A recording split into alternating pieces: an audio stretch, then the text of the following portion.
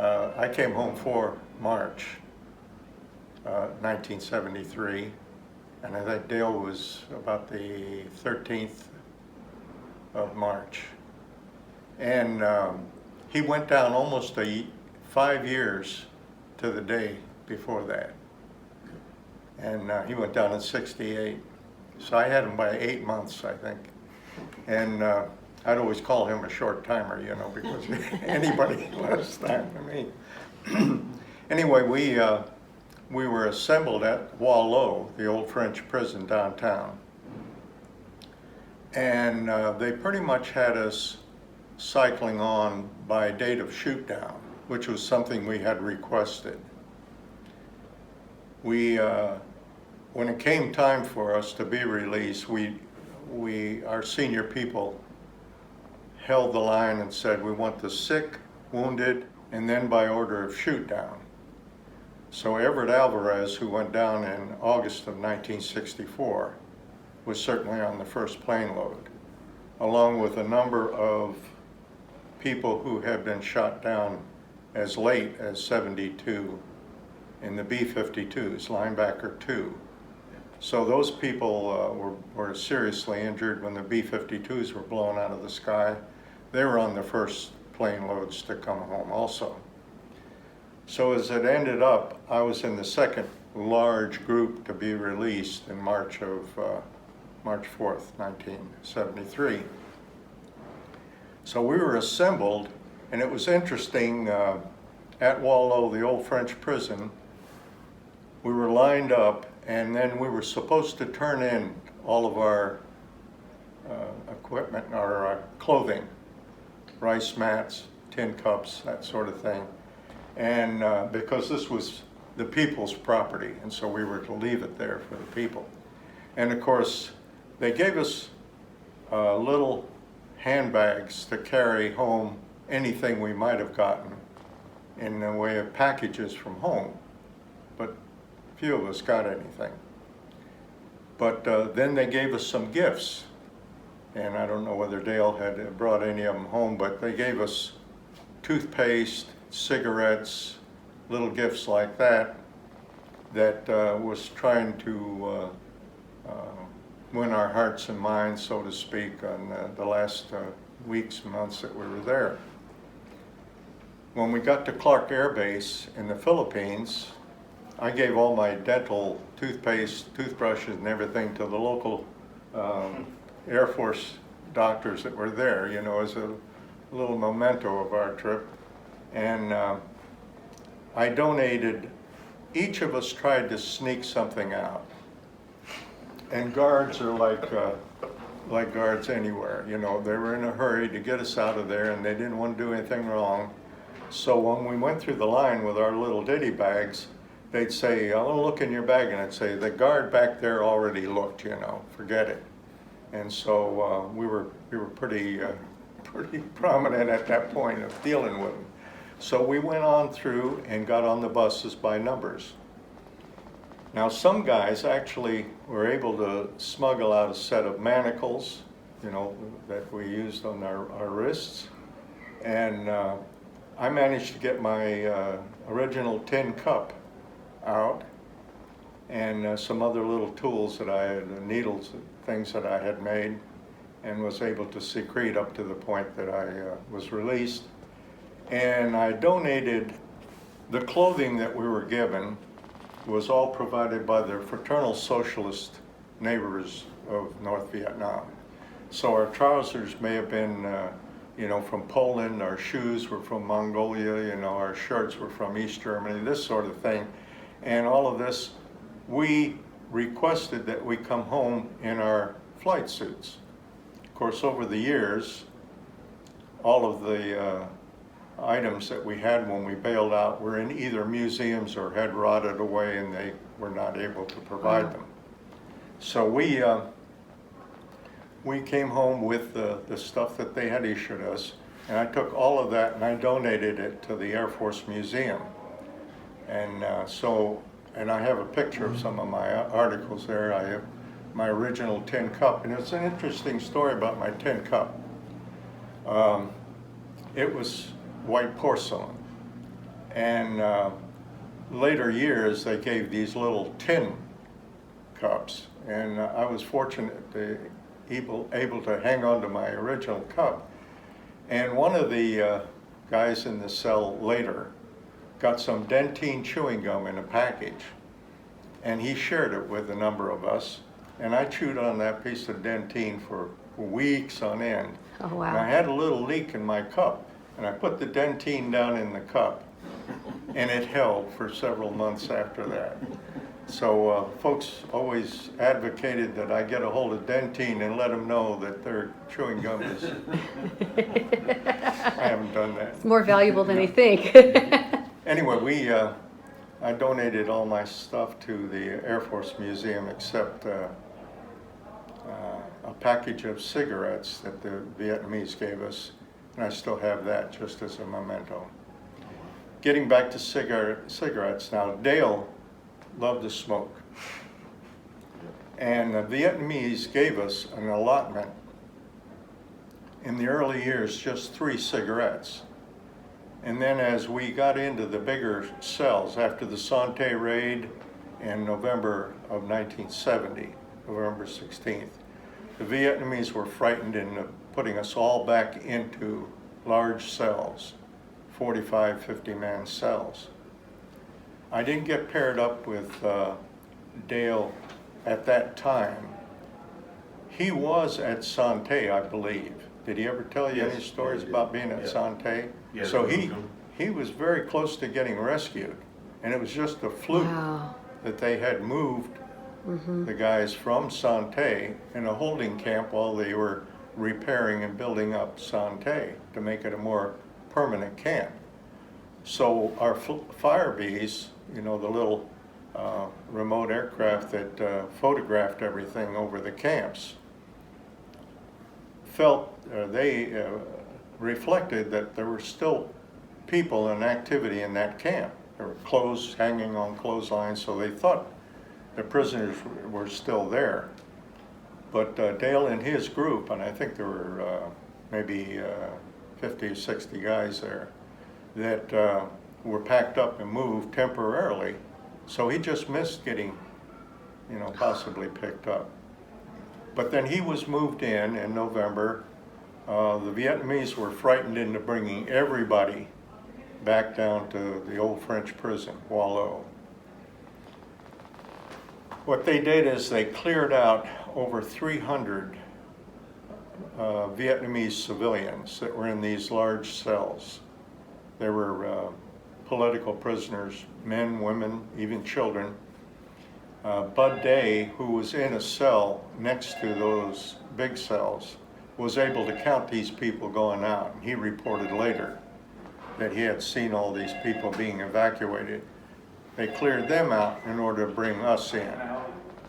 And so we ended up in 45 to 50-man cells, in 7 large cells and then 2 or 3 smaller cells, in what we called Camp Unity. And this was the resurrection of the 4th Allied POW wing. We formed a wing. Wow. And we called it the 4th Allied because it was the 4th major war that we had prisoners from multinational prisoners. So we had South Vietnamese government, Americans, and Thais that were all locked up together. We created a logo. I happened to be in this senior cell. Dale was in one, I think he was in one at the time, right around the curve from cell 7. All of the senior people, the 05s, Navy and Air Force, and there were 46 of us there, were all in this cell. I was the junior Air Force officer in the cell, so it was quite an honor to be in there with these people. But it was Admiral Stockdale, Admiral Denton, General Reisner, and the 4th man that was senior was a man named Vern Ligon. He was an Air Force lieutenant colonel who had been a prisoner of war in World War II. Oh. So he was a 2-time loser. Oh. But anyway, he was the fourth and the first most senior guy in there. But anyway, they formed up the 4th Allied POW Wing, and we had, as you might expect, committees. Like any military unit, we had a wiring diagram where we had everything from, you know, communications, guys that tapped on the wall, escape committees, we had everything. And all of that was undetected. Well, the By the Vietnamese were fearful of that very thing. They didn't want us organized. We insisted on having church services, and they did allow that up to a point. We had a 5-man choir, and Robert Shoemaker, who was the second man shot down, was in the choir. Howard Dunn was our choir master, and he had played the violin in the Mormon Tabernacle Orchestra Oh my in goodness. Salt Lake City. So he was quite a That's very good. musician. And he and Shoemaker, who was excellent, concocted 4-part harmony. The other members of the singing group was Sam Johnson, Congressman Sam Johnson, who just recently passed away. And Howie Dunn, of course, was our director, Bob Shoemaker. And then Coley Haynes was the 4th. He's a naval officer, and me. So we had a 5-man choir. We had a minister, a Catholic minister, so to speak, was George Coker.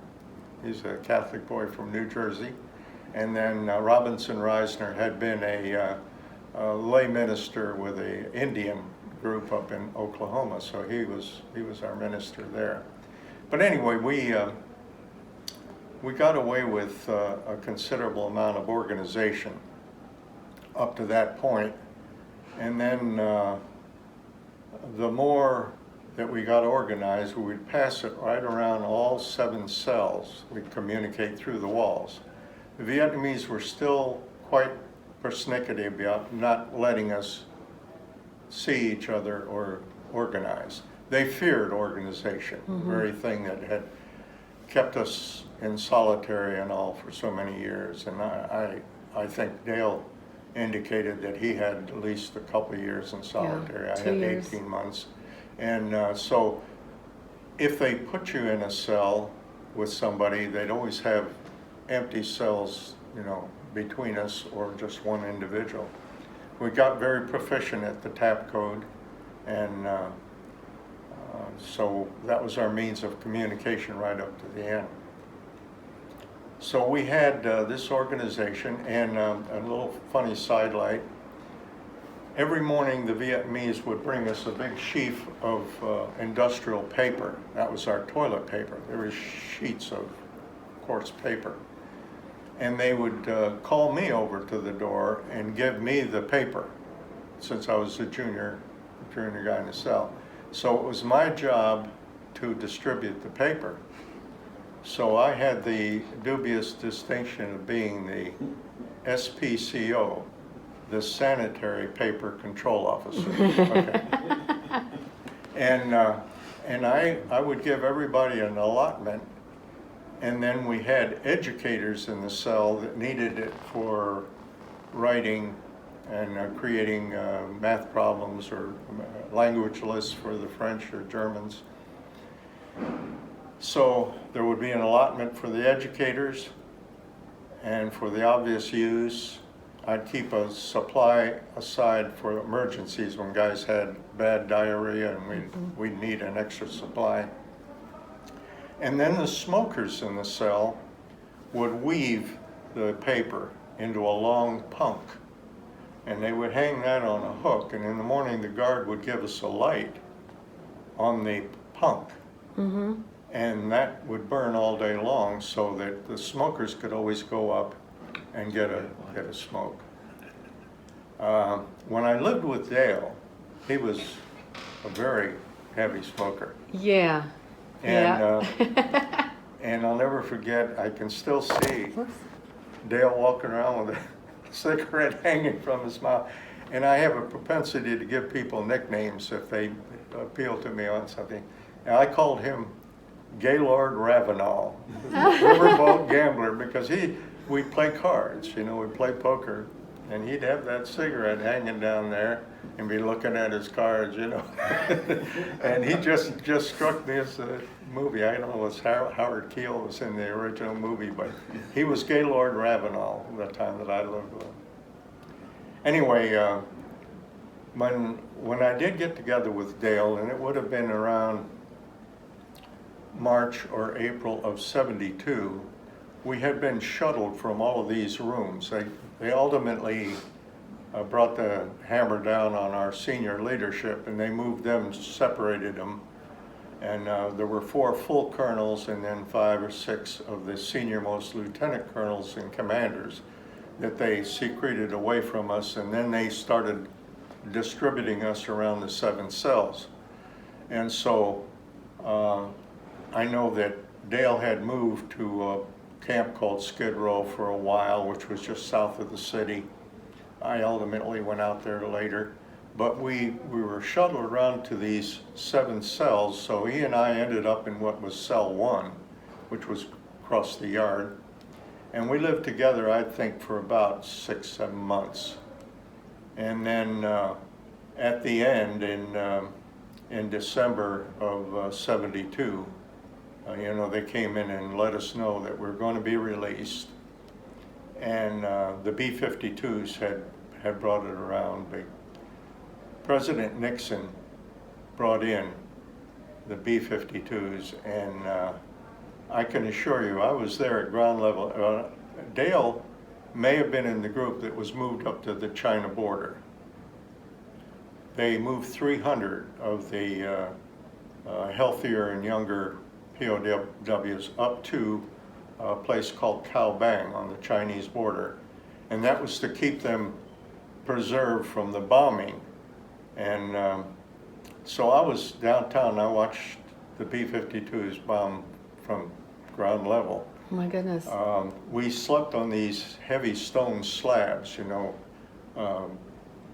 to head, mosquito nets tied on wires. And when those 52s dropped bombs, that stone slab actually shook. And we would be sleeping on it, and it was music to our ears, because we knew if we'd have had luggage, we'd have packed it then. We knew we were going home. And so anyway, we went ahead and assembled. The folks from Cao Bang were brought back. Dale and his group were brought back and redistributed, and he ended up over at what was called the Plantation, which is a camp that they brought these anti-war groups in to visit. Jane Fonda and her husband and some of these people were brought in there to meet with certain POWs. And so it was called the Plantation, or the Citadel. So it was right in town, but they brought some in there, and then they had some of us over at Wallow, and they were cycling us out by shoot-down date.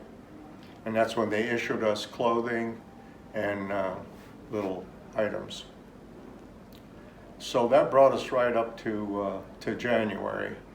We cycled through with the guards, secreting out a number of items in our bags, and we went ahead and got on these buses. And there were a couple of false starts, because the Vietnamese, North Vietnamese, had balked after the first group had been sent home. And believe it or not, Henry Kissinger, they said, flew in to North Vietnam in a C-130. Wow. And he had military people on board, and a full colonel, Air Force colonel, in his blue dress, came into the camp and went up to one of the cells. The Vietnamese had assembled 20 guys to be released pursuant to Henry Kissinger's request to show goodwill. And the Paris peace talks, had been going on for 4 years, and they were balking right there. And The Vietnamese were defeated militarily, but they were still,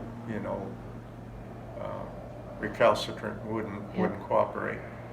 So Henry said, show your goodwill and release 20 people right now, otherwise we'll resume the bombing.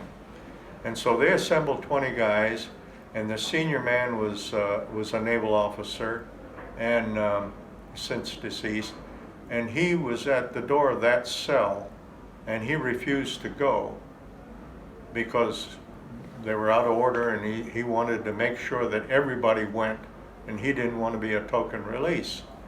And this Air Force colonel went up to his cell door, I know I saw it in person, and said, Dr. Kissinger has ordered you to come home, So they had to be released. And so they did go, and then we went right back to the regular cycle of bringing, that was when 4 March was the next release, and I came home. Oh my goodness. But those closing days in Vietnam, the Vietnamese authority brought in high-ranking officers into our cells. I'm sure. To shake hands with us and to show goodwill. Yeah, they were really trying to butter us up. Mm-hmm. And they even had foreign officers. There was one Hungarian, I remember, in uniform. My mother was Hungarian, and I have a little Hungarian. So, I said, Vessel Magyarul, to him, you speak Hungarian, and he looked at me, he was, of course, a communist, but yeah. But anyway, these foreign officers, their fraternal socialist friends, were all in there to show goodwill to us. The war was over, and they wanted peace and harmony. So we got all of our gear together, and we got on those buses. When we got off the bus, we had a table where the interrogators, and the Rabbit and Frenchie, though you probably heard those terms, were two of the best English speakers. In fact, the Rabbit, you could close your eyes and listen to him, and he sounded just like an American. Wow. A lot of the Vietnamese had learned their English, the ones on the radio, Hanoi Hannah, Hanoi Hank. They'd learned it from British type English. But the ones that were learning it from Americans, actually spoke like us. Well, these two interrogators had their list and were reading them off. And as your name was read, you came up and you saluted in my case, an Air Force colonel, and I have a photograph of that, saluting him, shaking hands, and then he turned me over to an escort officer who walked me all the way to the C-141. We got on board the 141, and everybody was pretty quiet and, laid back, because we didn't know whether we were going to have to get back on the bus and go back to the prison. Nobody was sure yet, because the Vietnamese had balked so much. But when that airplane started to roll and we lifted off, that place erupted in cheers and I can't cheers. even imagine. It was the greatest day of our lives. And the pilots called feet wet, we're out over the Gulf of Tonkin, and we're on our way to Clark. So that was a very, very great day. Anyway, that was Operation Homecoming. We got to Clark Air Base. Our escort officer there took us to a hospital room, and in the room we had a doctor and nurses, and they would determine any immediate medical attention you needed, and they would give us a portfolio of our military records in the years that we were gone, awards and decorations, or nice. Promotion. I was promoted from captain to major while I was in prison. And they gave us a time that we could call home and make contact with your family. I was very edgy, and these people were trying to be helpful, and I said, I really need to get to the shower, because that was the first thing we all wanted to do. It was a nice hot shower. Take a hot shower. And when I got there, it was like Swedish sauna. I couldn't see my hand in front of my face. The place was just steaming. Everybody was already in there taking a hot shower. And then later days, we got fitted with uniforms, to get you back into the services. That was unfortunate because we were all real thin then. So Yeah. the uniforms they gave us then, we couldn't wear them a few months later. No, Now, Clark Air Force Base, is that where Uncle Bob met Dad when he came off the plane? Do you remember? Clark was in the Philippines. No, he met No, him- it he was met him here in when the they hit States. In the States. Okay, yeah, I couldn't remember where Clark was. One of our staff actually that works for me here, the maintenance technician, was at Clark Air Force Base as a little kid and watched the homecoming. Oh my goodness. Yeah. There were hundreds and thousands of kids and adults all waiting, lined up at Clark when we got there. And after looking at Vietnamese for, in my case, almost 6 years, they're little people. And when we saw those crowds in Clark, Did they look like giants? Americans are so big and so healthy. Yeah. It was really quite a thing to get used to. But we got outfitted. We even made a trip to the BX if people wanted to buy items like a new wristwatch. And I bought my daughter, Oriental dolls and things like that to bring home. My daughter was almost 2 when I left, so she was 8 when I got home. Mm-hmm. And everybody had a story, about coming home to the families and the kids. And Yeah. I know Dale's story, and that was unfortunate. He did show me pictures, when we lived together. He had gotten some mail, Oh. and he did have pictures. Oh. But anyway, living with Dale was a treat. He and I hit it off right away. I think because we were both kind of backseater pilots, he was backseat A6 and I was in an F4 Phantom. And we were kind of younger guys, there were a lot of older guys there. But we played cards together and enjoyed our friendship. And he was a prince of a guy, a really fine guy. Thank We you. all went different ways when we got home. And when I learned he was in Tallahassee, we got together a couple times. And I never could figure out why he settled in Tallahassee. That's not really a Navy town. No. Yeah, I know. I don't. I would have figured him for Pensacola. Did we ever ask him that? Yeah, I did. What did he say? Well, he said that when he was stationed over in Orlando, he would come up through Tallahassee, and he always loved the college life. Yeah. And he fell in love with the city. Yeah. With Tallahassee and the college, and decided to buy a house. And decided that's where he wanted to retire, and ended up retiring there. Great. And then working for the VA for almost 20 years, just shy Yeah. of 19, and then retiring. And we were at his retirement from that. But Mm-hmm. Where was his retirement party? At Tallahassee? Yeah, it was at the. Was it I the can Elks picture it, or the 'cause that's VF? where Hoyt and I Was it the Elks or the got back VFW? together. It was VFW. It was the VFW that he got started. That he somehow got the city to cough up some cash, and they built it, and they were all really grateful. that had to have been about 2002. That's when Hoyt cornered me and said it's about damn time. I know Dale was a hard charger. Oh, yeah. A few times I ran into him, boy, he'd give me a rundown on. He didn't like Charlie Crist. I remember that. No. I remember that too. Oh yeah, he gave me some Nobody inside. did. He gave some inside dope on him. Oh, yeah. But anyway, he kind of gave me an insight into a lot of the state leadership in Tallahassee and in the Republican Party. He was really in the know. Mm-hmm. We had launched a effort to foil Kerry when he was running for president, John Kerry. And I know I ran into Dale when I went through Tallahassee on that trip. And 3 or 4 of us were traveling together and went all over the state to campaign against Kerry. Yeah. And several states were doing that. And former POWs joined up with the Swift Boat people. Yep. Swift Boat And Nam Pao POWs against Kerry was our group. And T. Boone Pickens kind of took care of us and financed us, and was very influential in that. Did you go back when they all went back to Vietnam? Did you go No, back with I've them? never been back. Yeah, Dad wouldn't go either.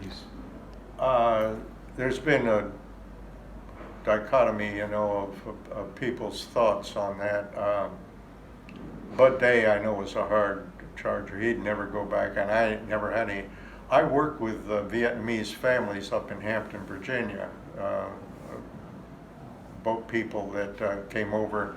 I worked with the parents through a Catholic charity to get them into English and living. Their kids were in school, so they were getting English in the school, but the parents needed help. So I did volunteer work with that. So I love the Vietnamese people, and there's a restaurant up in Washington, D.C. where we have that annual Nam Pao Tet dinner, and we used to attend that. I was stationed in D.C. and attended that fairly often. I don't know that Dale was ever in attendance on any of those. Of course, not being in D.C. But anyway, that's a tradition, and we always sit down and have a big Vietnamese dinner, including some pumpkin soup. But it's not the same as it was. That's probably a good thing. No. But anyway, it's a treat meeting you two. And I know Well, what that, an honor it is. What a treat it is to meet you.